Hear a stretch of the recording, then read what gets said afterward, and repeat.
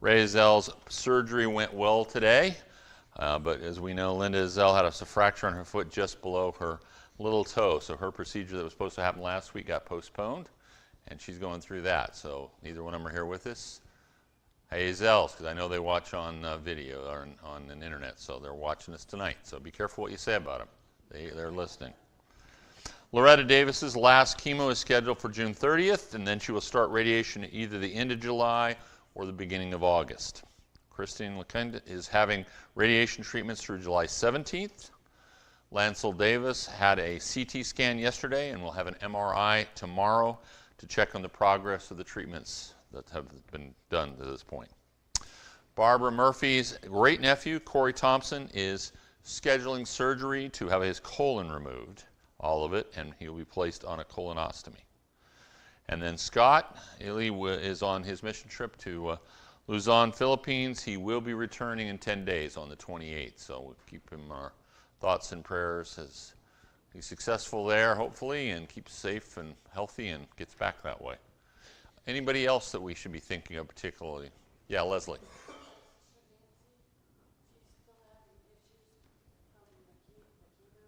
Okay. Yeah, chemo's a tough thing to get through for sure, so definitely carries on issues for people. Yeah. My friend Carol Stanley's daughter, Dana. And Dana just got out of the hospital, but going through a lot of, isn't she out? Out of rehab, I mean? She's not? That's what they said over at Piedmont, so what do I know? Anyway, Carol Stanley's daughter. Anybody else? Yes.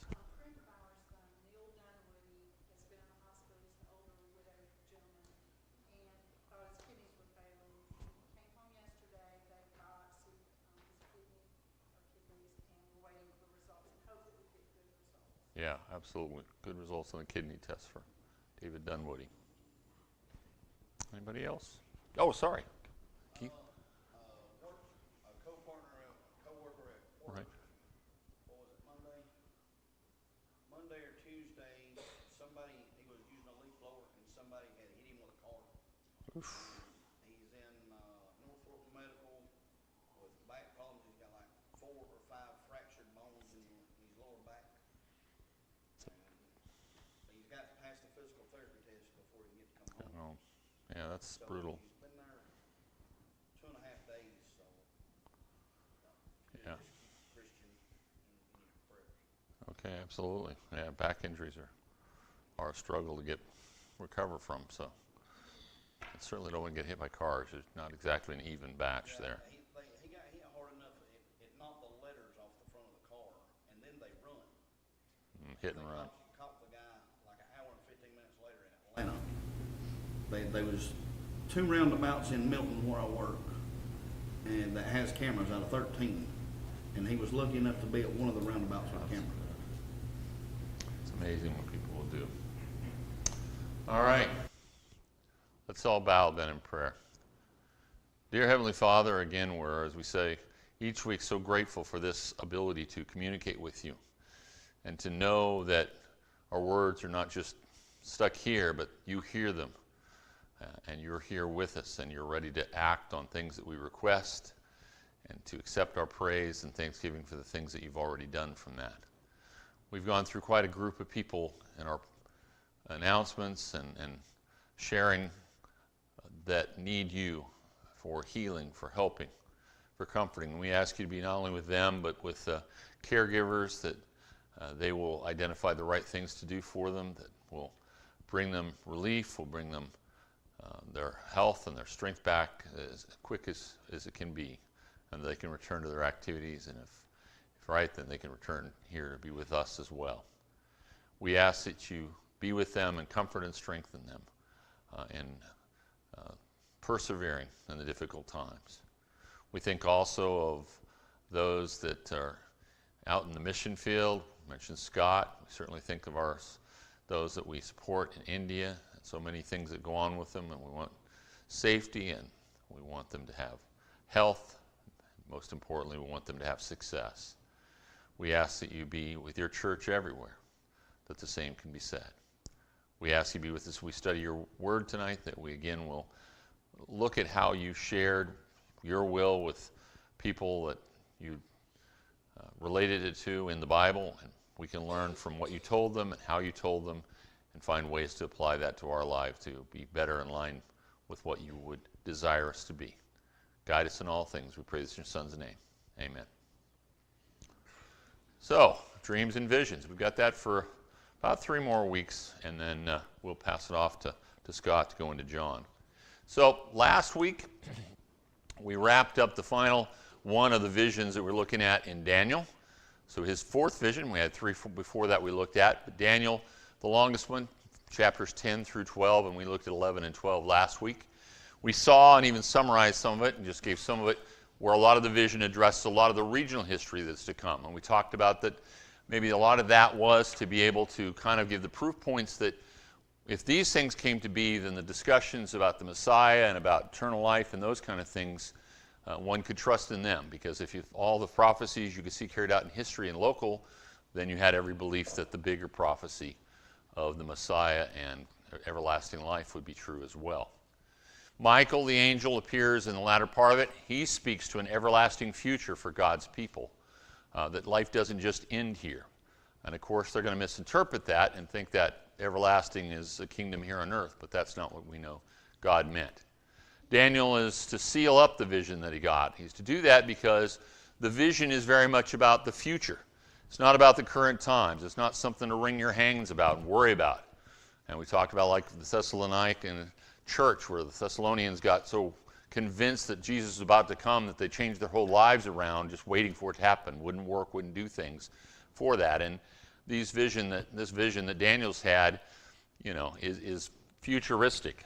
And it really needs to be laid out there, and it's more, again, a proof point than it is to try to affect people's lives right then in Daniel's time.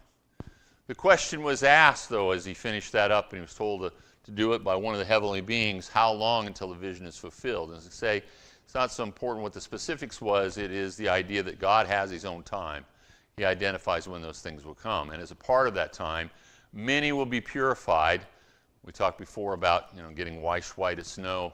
But the wicked will continue to do wickedly. No matter what, that's the way it's going to go. You can have all sorts of things happen and people won't change what their real heart is set upon and what their goals really are in this life.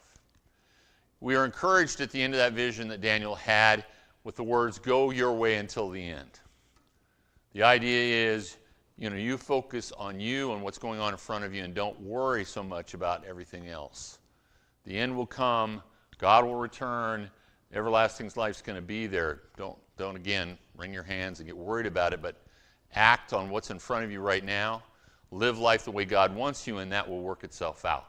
Whether it happens while you're still here on this earth or you come back from the dead to be a part of it, it will happen. And just go your way until that point. Don't wrap yourself around it from that. And the second part of the focus is to rise to your inheritance at the end of the days. If we live that way and we worry about just doing what we need to now and living according to what God wishes, then we'll be able to arise from the dead or rise up as we will be living here and get our inheritance, eternal life, to get a chance to go to heaven. Any other thoughts or comments about Daniel's final vision? Yeah? I'd just like to make a comment about Sure. the good and the evil. Okay. It's always gone on. Yep. But there's going to be a day when the judgment will be. Yeah, And Matthew 25 gives a good picture of that. it does. And we need to look at that also, because there will be a final separation of the good and the evil. It's the end of it. There will be a day of reckoning, whatever that reckoning is, right? Whether it's for good and you get to go into heaven, or whether it's bad and you go into eternal torment. Either one, you've got a lasting outcome for how you live your life from that. So it goes on, evil and good keep going on as long as this world goes on. But like you said, there is a day when it will all be judged and will be treated according to which way we live our lives. Evil in heaven. Nope. There won't be any evil in heaven at all. And there won't be any good people down in hell. You wonder why. It's pure like that. It's just pure joy. It's, we don't even understand fully what that's like. But, when we got that brief glimpse of Abraham's bosom and stuff, the only focus that you saw as to what happened in the past was the rich man, right? He's worried about his family. He's worried about stuff from that. We don't get that feeling from the poor man, Lazarus, that he's got any concerns or any thought about that. He's so much enjoying and that joy that he's receiving over there that his focus is on that. It is hard for us to understand. We can get a pretty good picture. There won't be a sun and the moon that those things God created. God will be the light of that city. That's right. I don't completely understand that, but I do believe it. Yep. Yep. It's just a totally different concept all the way around. But that light, so to speak, even is what our bodies will be, et cetera, et cetera. Absolutely. Any other thoughts? All right, then we talked about Obadiah, the shortest book in the Old Testament. The prophet Obadiah we know nothing about at all. We don't know for sure when it was written. It talks about the fall of Jerusalem, but that was 4 different times that Jerusalem was basically destroyed in the Old Testament. So it's not a confident thing to pick any one of them, and it's not important anyway, either way, to know when it was written from that. The message still is pretty much the same, and the message is all about the fall of Edom. And remember, the Edom is the descendants of Esau.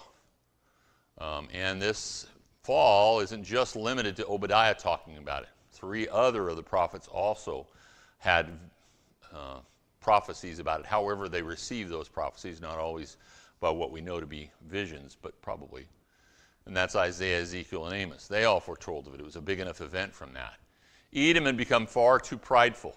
They thought they were the better one. You know, they thought that they were better than their kinsmen, basically, the children of Jacob. And so there had been a battle, a conflict between the two, all the way when they were the two, heads of that, the fathers of that, were children, Esau and Jacob. From the womb on, there was always that. And it happened all along through their history of their people from that, different battles that had gone on. And remember that Edom was one that would not let God's people cross through there on their way to the promised land. And then it had joy about the fact that their allies, the Babylonians, were crushing and taking the Israelites into captivity. And they enjoyed that and got some of the benefits of the loot, if you will. And so the vision says God will cut them off using their own allies. The people that they think are on their side are going to turn on them, which is oftentimes what happens. They're there for you up to a certain point if you trust in them, but if they're willing to turn their back on maybe somebody else that they've been with before, there's a good chance they'll do the same to you at some point, and that's what happens to Edom. But Edom's so full of itself, so prideful, that it doesn't expect it. It doesn't see that coming from that. Edom has, according to the vision, mistreated its brother, Israel. There's still that relationship. God sees them as related all the way back, even though they've gone their separate ways, and what God said about them was 2 different ways.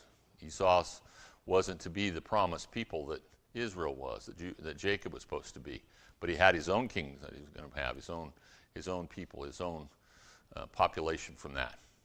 And Edom, as we talked about, rejoiced, and it took a loot from Israel through the Babylonians. They shared in the victory, and they shared in the spoils of that victory, all making God that much more angry. And God says finally in the vision that his people will return with their inheritance. They'll get back their possessions, and they'll take up their place again in the promised land, and that basically that Edomites will be wiped out. That's not to say that every single one of them was, but there will not be a kingdom or a set of people that will be called the Edomites anymore, because they're going to get wiped out to that point. But God's people, they are going to return. Their punishment that the Babylonians are carrying out on God's behalf will come to an end, and God will let them move forward from that. Any other thoughts on Obadiah? All right. Then we barely started on Habakkuk's vision. We know Habakkuk, like Obadiah, we don't know much of anything about him other than what's in the book itself. And the book itself says he's a priest, and the last chapter that is not a part of the vision is a psalm that he wrote, which includes some level of notes associated with it as well. So it's basically music that he was writing.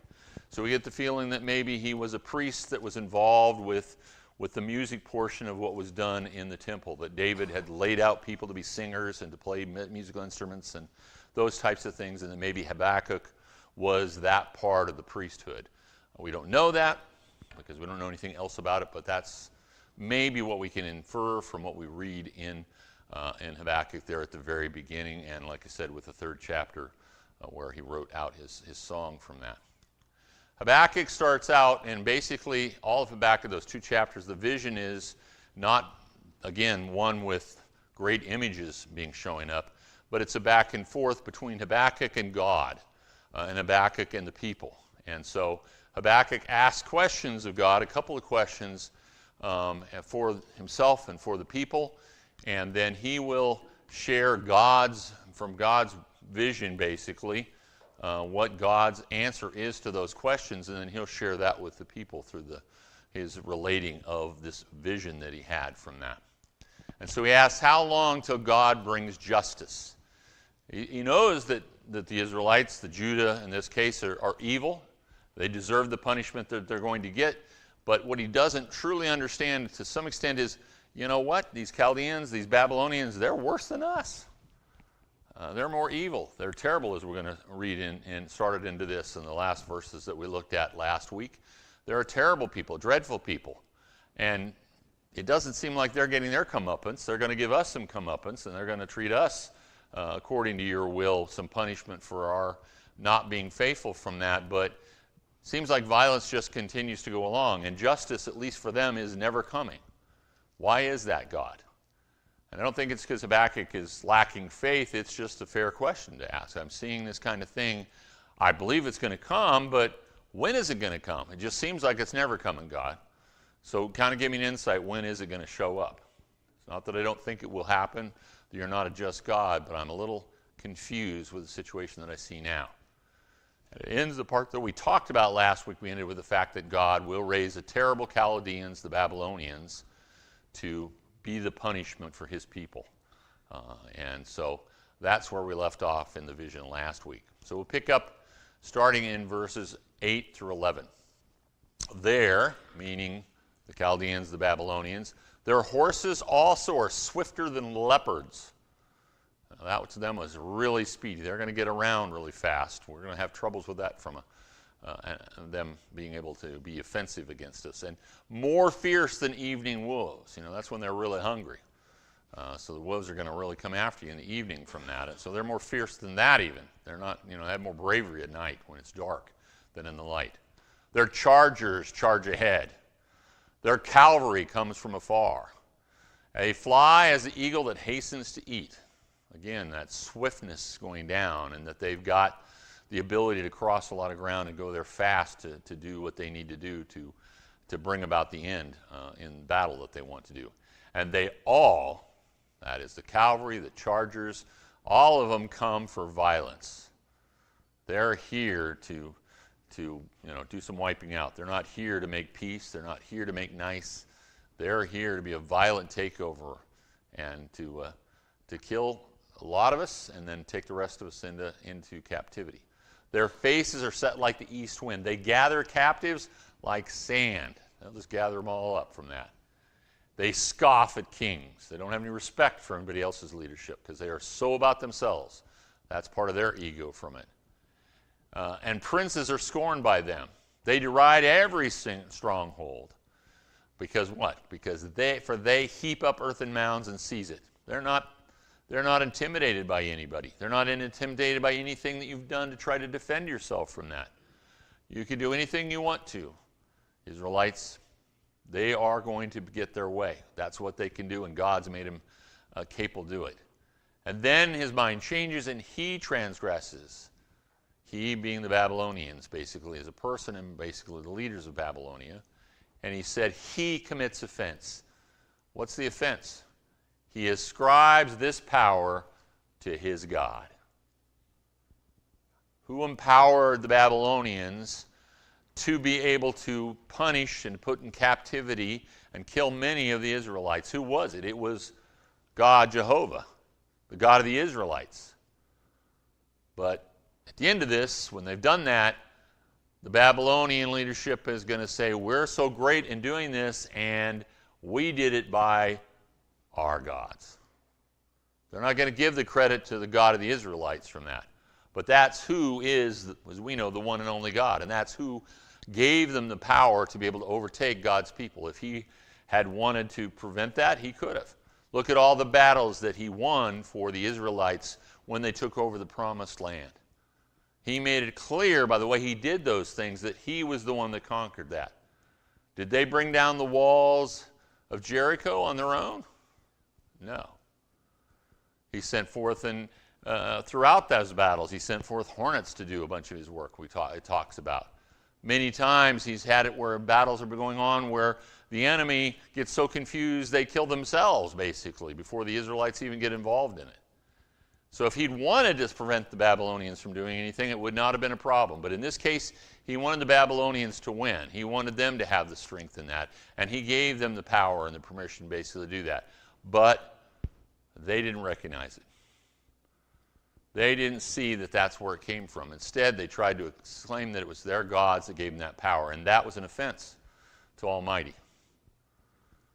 You know, that's going to be their downfall. Their pride and their pointing to their gods, their idols, as the form of the power that they have been able to wield over the Israelites and the others that they have conquered along the way. Are you not from everlasting? Aren't you from forever, God? O Lord my God, my Holy One, we shall not die. Does that mean that they're going to go on eternally? No, it means we as a people aren't going to die off. They're not going to be able to kill us off because we're your people, God. You're mad at us. You're going to punish us. I get it. But at the end of the day, you're still going to have a promised people. You're still going to resurrect us from that. We're not going to disappear. We're not going to get wiped out like Obadiah talked about with the Edomites. We're going to be a nation still. Smaller, yes, but hopefully wiser because of what we've gone through. O Lord, you have appointed them for judgment. You've made them your execution of judgment here on earth. He could have done it by putting a plague out there. He could have done a lot of ways. That was his choice as to how to punish them, the Babylonians, the Chaldeans, from that. O rock, you have marked them for correction.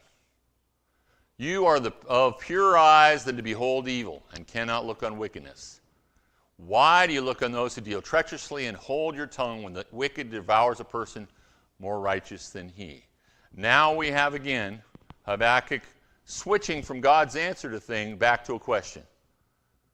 His question is again about it. How do you look at these people that are so treacherous that would turn on their friends if they wanted to, purely to win out, that are bloodthirsty from that, want to gain as much, treasure and stuff as they possibly can? And how can you do that? And how do you hold your tongue when a wicked person devours somebody who is more righteous than he? No, he didn't say righteous. He didn't say devours the righteous here. He just said they're more righteous. The Israelites are more righteous. They're a little closer to doing the right things for you, God, than are the Babylonians. So how can you allow that to happen? How does that make sense to you, God? That worse people wipe out people that are bad. Nobody's good in this case. It's not the bad, the good people. Well, how does God let bad things happen to good people? That's not the situation here. How has God let really evil people mistreat bad people? That's the situation that he's asking about from that. How do you deal with that, God? How does that still make sense that you allow that level to go? If it's an order of magnitude, why is it that that's the way it works out from that?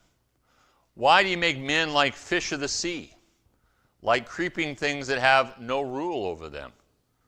They take up all of them with a hook. They catch them there in their net, and they gather them in their dragnet. Therefore, they rejoice and are glad. That's the way we are here with the Chaldeans. They're just going to kind of grab us all up, and they take us up, they catch us in the net, and they're going to rejoice and be glad because they were able to do that. You allowed us to be that way. And therefore, they sacrificed to their net. They blessed the net for what accomplished it. Again, not giving God the credit for putting them in that situation and providing the things that provided the net to be there from that. And they burn incense to their dragnet. That's, again, a representation. They're burning their incense to their God, again, saying that's who defeated the Israelites. It's their God that did that. And because by them their share is sumptuous and their food is plentiful, shall they therefore empty their net and continue to slay nations without pity? Are you going to let this continue to go on, God? Is this going to just stop with us, or are you going to continue to do that with more and more nations? The Babylonians are just going to go around, gather them up, take all the good things that they have, feed themselves off of what other people have grown and raised and all those kind of things, make them your slaves from that, dump that out, move on to the next nation and do the same thing. Is that what you're going to allow this to do, or without having any pity for those that are being wiped out in that? Any understanding that, yes, they're bad, but they're not as bad as those that are doing it. So he says, I will stand my watch, I, Habakkuk, and set myself on the rampart and watch to see what he will say to me. I'm going to watch and see what God's going to share with me as to what I've just asked him about. The more evil killing the less evil from that. And what I will answer when I am corrected. I expect God to correct me somewhat out of this. I'm somewhat presumptuous in what I'm asking. And it's kind of the challenge, much like Job's feedback to God was a lot of challenges sort of to God. And, it could be construed as kind of questioning God in not a very positive way from that. So, verse 2 then of Habakkuk 2, God answers. Then the Lord answered me and said, write the vision. See, it's a vision. Knew it was a vision. And make it plain on tablets. I want this documented. I want people to be able to go back and see that it's there.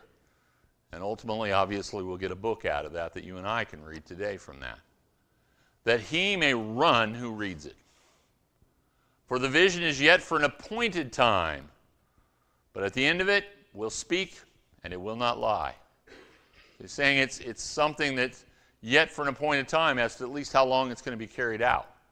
It's not going to happen real quick from that. So at the end, it's going to speak about all why it happened and those kind of things. Though it tarries, though it doesn't happen right now, wait for it, because it will surely come. It will not tarry. It will be here sooner than you think, sooner than you want. This is going to go on. Behold the proud, his soul is not upright in him, but the just shall live by his faith. The proud is going to be very much stuck on themselves, right? They're giving their credit to themselves. It's what's happening with, ultimately, as its vision is said with the Chaldeans, the Babylonians. They're going to get stuck and be proud on their own and say, we accomplished this on our own, by the basis of our gods, and not give the right credit from them. But the just, even in difficult times, is going to be able to navigate through those difficult times by their faith. Indeed, because he transgresses by wine, he is a proud man, and he does not stay at home, because he enlarges his desire as hell, and he is like death and cannot be satisfied. He gathers to himself all nations and heaps up for himself all peoples. It's that power-hungry idea. You're never satisfied.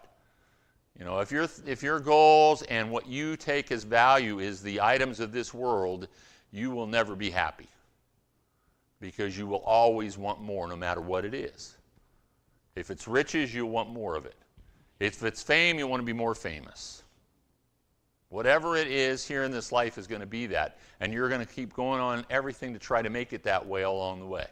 And it's not going to make you happy, and it's not going to make you satisfied. And that's what's going to happen to the Babylonians. They're going to try to take it on. They're going to have a great kingdom as a whole, an empire, but it's not going to satisfy them, even if they heap up all the peoples of the other countries from that. Now, that statement about the just shall live by faith is quoted by Paul to the book of Romans. In Romans 1:17, he says, for in it the righteousness of God is revealed from faith to faith, as it is written, the just shall live by faith. It wasn't just true in the vision, it's true in life. If we live that way, if we're going to be just, we're going to live by our faith. Not only is by what we can see, but what we know to be. Right? Our faith in God, our faith in the promise of eternity from that. If we live that way, we'll pass that on to other people, faith to faith. And that's how we'll live our lives, and that's how we'll get our reward, ultimately, from that. So from the vision to the New Testament. Habakkuk in the vision gets shared 5 different woes that are going to come about from that. And those that are going to speak, obviously, primarily talking about, again, the Babylonians, but certainly could apply against some of the people who are erring otherwise. Will not all these take up a proverb against him, and a taunting riddle against him, and say, woe to him who increases what is not his? How long? And to him who loads himself with many pledges, will not your creditors rise up suddenly? Will they not awaken who oppress you? And you will become their booty, because you have plundered many nations. All the remnant of the people shall plunder you, because of men's blood, and the violence of the land, and the city, and of all who dwell in it. You're going to get back what you put out when you're that kind of a person. You know, it's going to come back on you. You mistreat other people, you mistreat these other nations, there's going to be a comeuppance time when they're going to be able to come back, whatever is left of those remnants, and they're going to reap their vengeance. They're going to give you back what you put out there. Right? Remember the king that was conquered when they were in the promised land and they cut off his thumbs and his big toes? And he said, you know, it's fitting. Because I had all these kings in my palace that I cut off their thumbs and their big toes, and now I'm in the same state. That's what's going to happen a lot of times. That's what he's saying is going to happen to Babylon. We know from some of the other visions we've already looked at that Babylon is going to fall, and fall in a big way, a shock to the system. But it's going to fall from that. The same people it's been conquering are going to be part of those that turn around and bring that about. Second woe. Woe to him who covets evil gain for his house, that he may set his nest on high, that he may be delivered from the power of disaster. You give shameful counsel to your house, cutting off many peoples, and sin against your soul. For the stone will cry out from the wall, and the beam from the timbers will answer it. Again, if you covet those things, that you just kind of want everything else other people have that you shouldn't have, then you're going to get cut off from that. That's a sin. And it's going to be brought back on you. The third, woe to him who builds a town with bloodshed, who establishes a city by iniquity or sin. Behold, is it not the Lord of hosts that the peoples labor to feed the fire, and the nations weary themselves in vain? For the earth will be filled with the knowledge of the glory of the Lord as the waters cover the sea. So you can start out and you can go and wipe out a people just to be able to take their town, and to do it out of sin. Not like the people of Israel. God gave the Canaanites, the people living in the promised land, 400 years. They could have straightened out things by 400 years. Instead, they maximized their iniquity to where God said, let's wipe them out. But in this case, he's talking to those that are doing it when the people are not that sinful, and they're doing it for their own gain from that. He said, at the end of it, you're going to get the knowledge of the glory of God. It's ultimately going to weary you out and all that stuff because, again, it's meaningless, and it will be recompensed on you in some way or another. Fourth woe. Woe to him who gives drink to his neighbor, pressing him to your bottle, even to make him drunk, that you may look on his nakedness, that you can take advantage of him. Right? You are filled with shame instead of glory. You also drink and be exposed as uncircumcised. The cup of the Lord's right hand will be turned against you, and utter shame will be on your glory. For the violence done to Lebanon will cover you, and the plunder of beasts which made them afraid because of men's blood, and the violence of the land and the city and of all who dwell in it. So he's saying even when you get these allies and you convince them, from various means, and you get them drunk on what? Drunk on all this accomplishment that you're getting, all this booty, and you're getting all the places you're plundering, you get them all into it, you're going to see them exposed in all the worst ways. That's their nakedness. Not quite the nakedness that the two sons of Noah saw, but the nakedness of, like I said, what kind of a bad people they are from that, and you're going to be exposed from that, and it will be utter shame for you, and violence will ultimately come back to you again, because that's what you've given out from that. The fourth woe. What profit is the image? That's talking about the idol, if we can use that instead of the word image, that its maker should carve it. Again, it's a human thing that was created, not like God. The molded image, a teacher of lies, that the maker of its mold should trust in it to make mute idols. I mean, imagine it. A person, the craftsman creates this thing and then, goes down and bows down to it. Who made that thing you're worshiping? Well, I made it. You're the maker, and you're going to worship what you made. That really makes a lot of sense, doesn't it? That's the power that you handed off to that. You expect out of it. That the maker of its mold should trust in it to make mute idols. They're not going to speak back to you. They're not going to tell you what to do and correct you and tell you what a good person you are or anything like that. They can't speak. Woe to him who says to the wood, awake, to the silent stone, arise, it shall teach.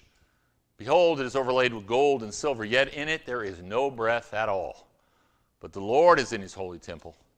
Let all the earth keep silence before him.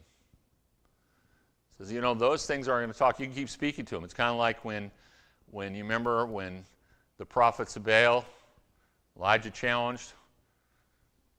And what did he tell them when they get, out there trying to get their gods to do something with the sacrifice? And he said, well, maybe your God's asleep. Maybe Baal is asleep at the moment. Knowing that he doesn't speak, he's not going to act from those kind of things, right? That's kind of what he's saying here from there. It can be really pretty. It's covered up with gold and silver, but it's still just wood. It's still just a stone. It's not going to do anything. It doesn't have any breath. It has no life, right? Breath is talked about in Scripture from Genesis as life. You have life as long as you have breath. That's what God breathed into man to make you alive from that. And then isn't it interesting, he ends with a verse that we oftentimes see, we sing to get quieter in church sometimes.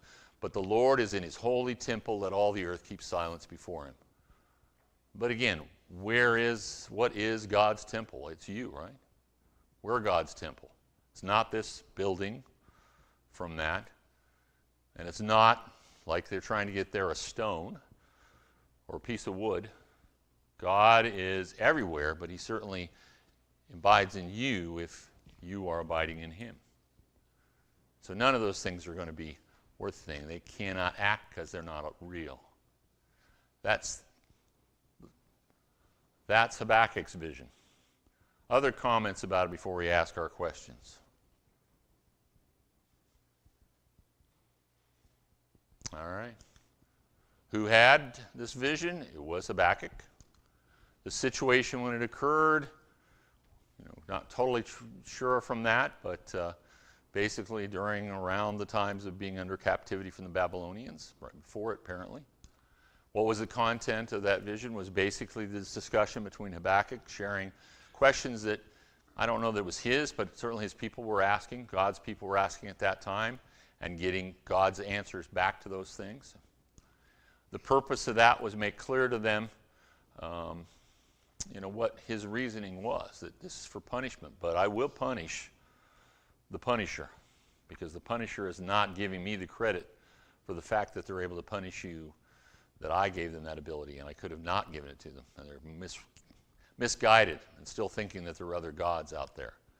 And how did it figure into God's general plan? Again, it was evidence, constant evidence that he is the only God there is. And he can act in whatever way he wants. If he wants a bad person to bring about his ends, he will. If he wants a good person to bring about his ends, he will. Right? We can be his feet, his hands, his voice, but he can find another one if you fail to do the job. The people of Israel had failed. He used another nation to punish them, but he ultimately would put the Israelites back and punish more severely even the Babylonians at the end of the day. Any other comments or thoughts? All right, let's move into the New Testament then. Zechariah's vision, Luke 1. It's shared with us only in the book of Luke.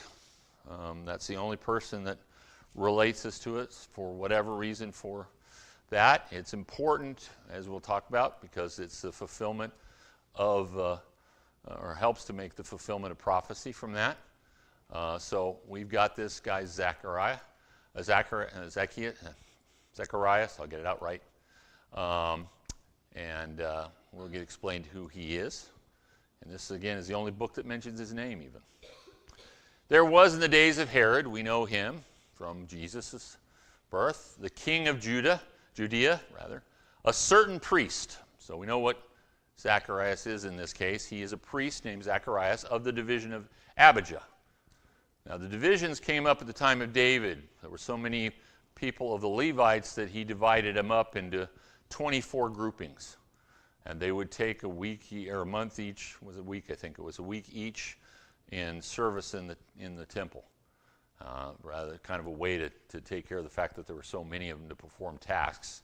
So they're broken down by households. Now, when they went into captivity and when they came out of it, it appears that many of those groupings may have met their demise during that time. But they were filled back in. So again, they had an ability to divide it out again into 24 groupings from that. But he's listed as one of those particular ones of Abijah. That is one of the first 24 of the children and grandchildren and stuff of the Levites to begin around there. His wife was of the daughters of Aaron. So what is she? She's also a Levite. That makes it a very holy kind of family. They're both from the priesthood, so to speak, even though she can't serve as a priest. Her father would have been, and she can relate her lineage back to Aaron, and he can relate his heritage back that way as well. And they were both righteous before God. These are really good people. Not only are they priests and his wife who's got that heritage as well, but they are very good people. They're both righteous before God. God sees them that way, not just the people in this world sees them that way. Walking in all the commandments and ordinances of the Lord blameless. Now we know that that's not perfection, but it is as close as probably a human's going to pull it off most of the time. They're doing a really good job of living in the way that God intended them to live from that. But they had no child because Elizabeth was barren and they were both well advanced in years. Sound familiar? Man and a wife, both very righteous, can't have kids, and old. Seems like we've heard that one before. Maybe that little situation with Abraham and Sarah, right? Maybe that's kind of what it reminds us from there. So it was while he, Zacharias, was serving as a priest before God in the order of his division, meaning his division is now in their assigned month period. According to the custom of the priesthood, his lot fell to burn incense when he went into the temple of the Lord. There's still so many of them that to allot the different jobs in the temple, they're casting lots. We see casting lots a lot of times. We'll see that when they have to replace Judas as one of the 12 apostles. It's just a way that they came about decisions from that, and that's how they came about a decision as to who would be burning incense that day in the temple. And they would do that twice a day, once in the morning and once in the evening from that. They would go in there and offer incense in there. There was the altar of incense to do that, so he's not wandering around, with a lantern kind of thing from that. And the whole multitude of the people was praying outside at the hour of incense. Like I said, there's a time when they do that. We'll talk a little bit more about that fact that they were praying at that particular time in just a moment. Then an angel of the Lord appeared to him, standing on the right side of the altar of incense. And when Zacharias saw him, he was troubled, and fear fell upon him. That sound familiar? Remember the struggles of Daniel. Daniel saw two of the angels, Gabriel and Michael, and he had a lot of trouble with being afraid and lacking strength when he saw them from them. And that's basically what Zacharias is going through. I think that if we were to suddenly see an angel, we'd probably have some of that same reaction to it. It would be a frightening thing. You'd think that positive of it, but it would be very disconcerting to see an angel and to wonder, why is this here? And consider that there's been hundreds of years without God making any visions to anybody since the last ones that we looked at. There's a whole period of time that God hasn't been talking to his people directly. And suddenly, Zacharias just happens to cast a lot and be in there at that particular time, and an angel appears to him. It's going to be very disconcerting because he can't relate to it except hundreds of years before that it happened from that. So, incense together with prayers from that. It was a common deal to believe that that's kind of when they would go up. The incense goes up to God. It was an aroma that favored to him, and that was a good time for prayers to go up. And so David says in Psalms 141, verse 2, "Let my prayer be set before you as incense, and the lifting of my hands as the evening sacrifice." So some belief that when they do that and they'd go in there, that actually as the incense went up, the priest would ding a little bell, and everybody would know that was a good time to pray. The incense is going up, God's paying attention now. Let's have our prayers go up at the same time while the incense is being burned. And so that's why it makes sense that it says that they were in their hour of prayer at the time that the incense was being offered by Zacharias at that point in time. But the angel said to him, Zacharias, remember he's afraid and he's weakened from it. He said, "Do not be afraid, Zacharias, for your prayer is heard, and your wife Elizabeth will bear you a son, and you should call his name John." Who else do we get a situation where, in a vision that we'll get later, that somebody's told that their prayer has been heard in the New Testament? Cornelius. Cornelius is told that his prayer has been heard, and he's not even an Israelite from that here as a priest. So that's a very honorable thing. And now we know what he's been praying for, or at least one of the things he's been praying for. He says, your prayer has been heard, and as a result of that prayer, your wife will bear you a son. You've been asking for it, and if you're a good Israelite, you're asking for sons. Sorry to the women, but that's just what you do. That's where your name goes down. That's where the authority and power was into it. So you loved your daughters, but the real crowning jewels in your life would be your sons. So he's been praying for that.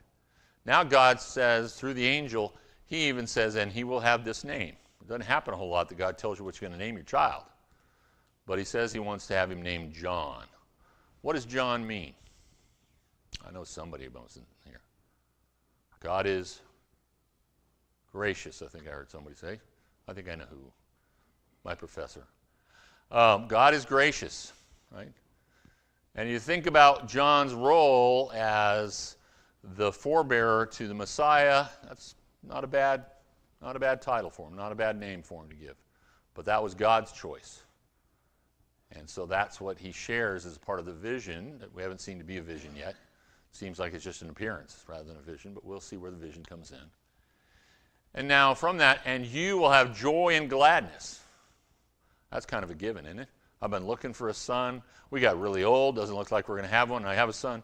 Okay, that doesn't seem like much of a prophecy there, God. I'll have joy and gladness. Yeah, absolutely. Thank you. And many will rejoice at his birth. And again, you'd think that's probably true. Your friends and family would be up for that one. But there's more meant to that, obviously. For he will be great in the sight of the Lord and shall drink neither wine nor strong drink. Again, not something we've never seen before. What other man of the Old Testament was prophesied that he should drink of wine? Samson. Samson was supposed to be that. Most of the time it was tied to the Nazirite oath. We don't have that fully called out here. The angel doesn't tell him that he can't have his hair cut.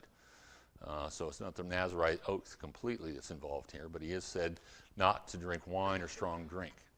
And he will also be filled with the Holy Spirit even from his mother's womb.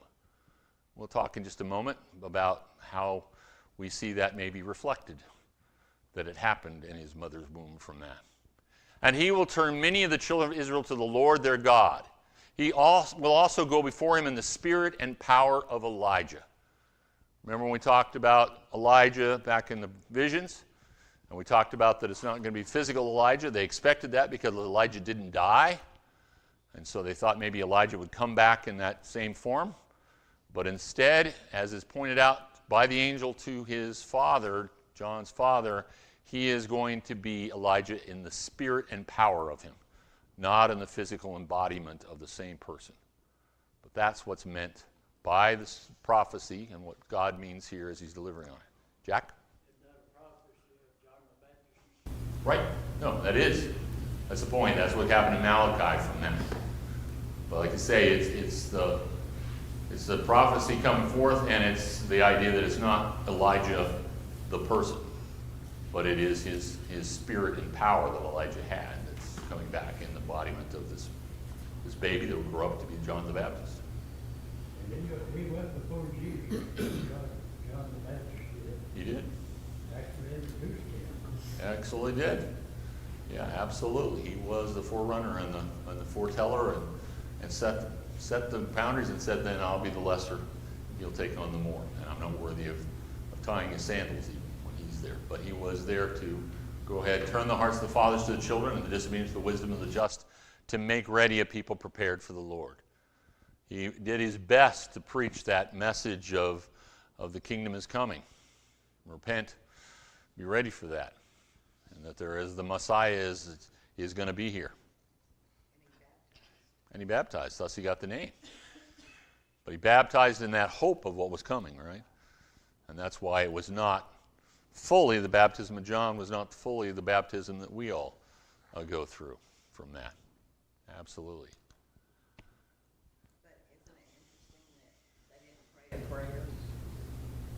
Yeah, even back then, even in the case of pre to it, Yes. John didn't say just pray a prayer of repentance or whatever, and you're going to be fine with God at that. It still took that physical action of the baptism from that. You're absolutely right. And Zacharias said to the angel, he's gotten enough courage now to be able to talk back to the angel. Maybe he's just partly because he's excited about it. But he's going to talk back to the angel a little bit sassy maybe. He's going to say, how shall I know this? For I am an old man and my wife is well advanced in years. Well, that was the situation with Abraham. So the situations aren't the different, but the response is different. Did Abraham ever say, hey, how am I going to know that this is true?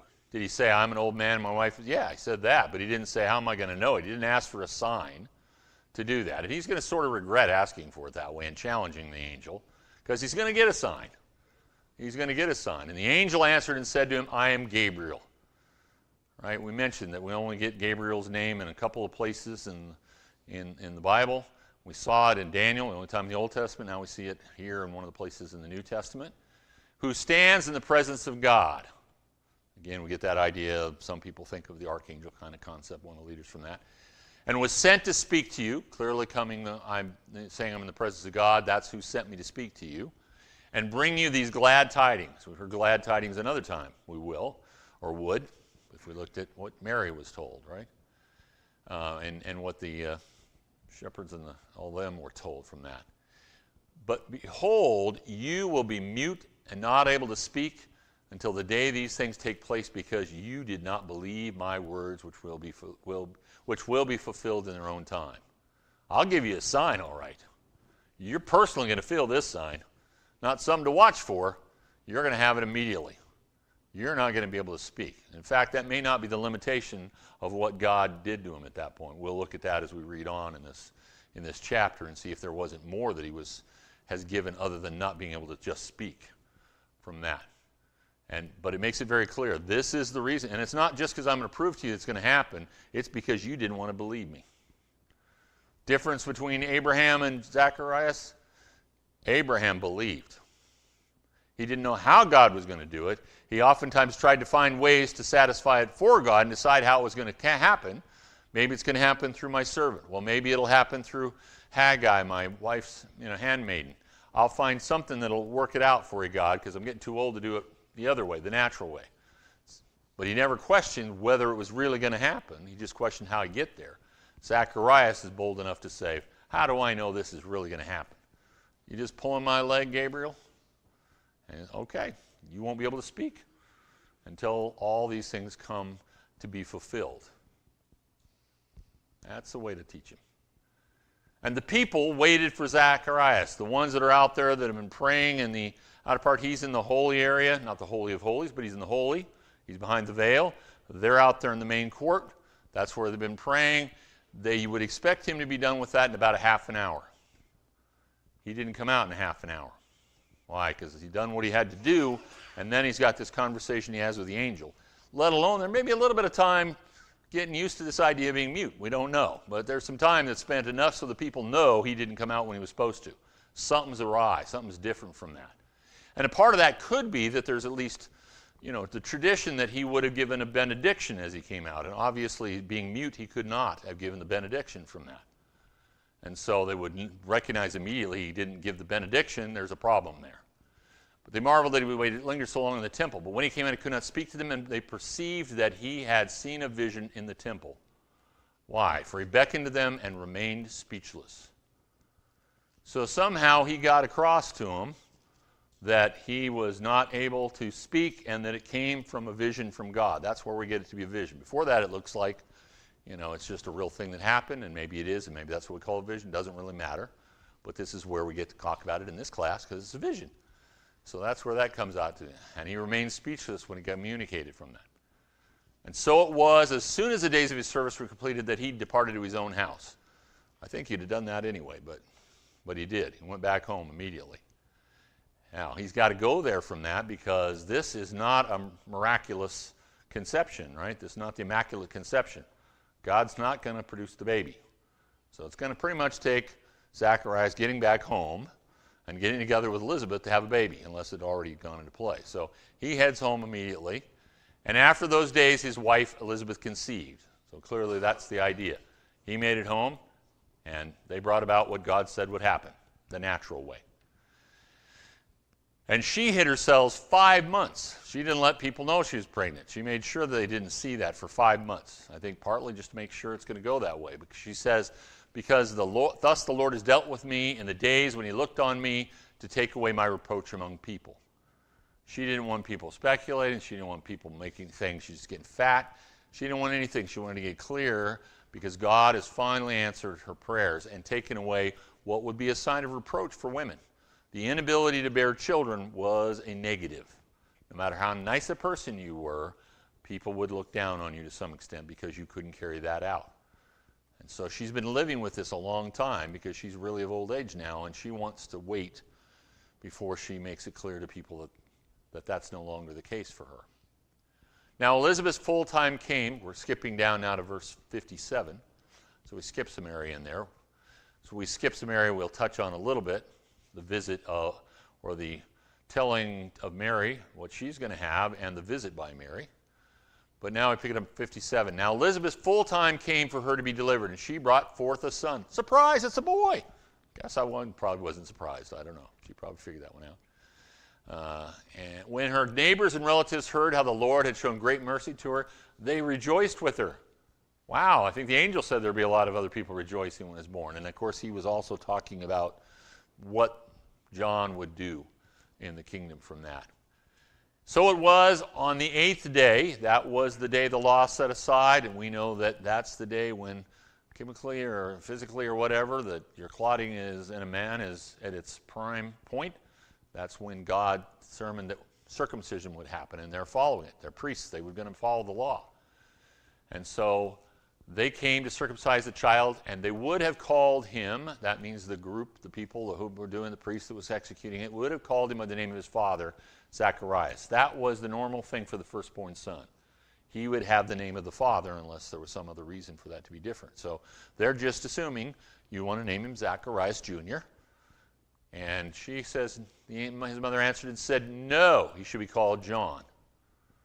Now, we have no record that an angel or anybody else talked to her. We only have it, in this case, to Zacharias. It's not like with Jesus when there was communication both to Mary and Joseph. So how did she know his name was supposed to be John? Well, clearly Zacharias communicated it to her. He had let her know that's the name to be. And so that she could carry it out because she could speak and he couldn't speak from that. But they said to her, because again, she's just a woman. She's just the mother. She's not responsible for the names here now at this time. There is no one among your relatives who call by this name. Not only is it not Zacharias, but we can't figure out any ancestral reason to come up with a name like John.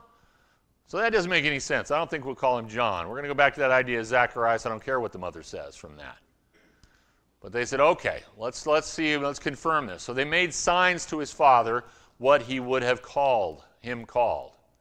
Now, what does that tell us that we didn't read when we read what happened to him? Apparently they couldn't hear. Well, there would be no reason for them to make signs to him to communicate if he could hear. So the inference we can make is he was not only mute, he couldn't speak, but he also couldn't hear. He was deaf. Or there would have been no reason for signs. But what's interesting is then the next one we have to read a little differently, right? The next verse said, and he asked for a writing tablet. Wait a minute. He's mute. How did he ask for one? Well, we figure he did it with signs. That's how he asked for it, but not with words. And he wrote saying his name is John. So they all marveled that they both agreed on the name John, that it was no deal. But immediately his mouth was open, his tongue loosened, and he spoke praising God. Why? Because that's the ultimate fulfillment of all the angel told him. The last thing that the angel said was, and you'll name him John. Now that he's got him named John, the sign can go away. And Zacharias now can speak again, and one would think can hear again from that. But fear came on all those around them, and all these things were discussed for all the hill country of Judea. Notice that all those who heard them kept them in their hearts. We've seen a couple times where people have kept them in their hearts. Mary did that with stuff. We heard it once before in the stuff we've covered. Now all these people were around said that what kind of child would this be? And the hand of the Lord was with him. And then Zacharias is going to be filled with the Holy Spirit, prophesy about him. We'll end there because we're over time anyway by a minute or two. Any other comments about this vision before we get back to it next week? I will be gone this weekend for a few days. I will get back next Tuesday night. I will be here Wednesday, so don't get worried or get hopeful, depending on how you feel about me. Might be hopeful, but you don't get that way. Give me 3 more weeks, and I'll turn it over. All right, have a good week.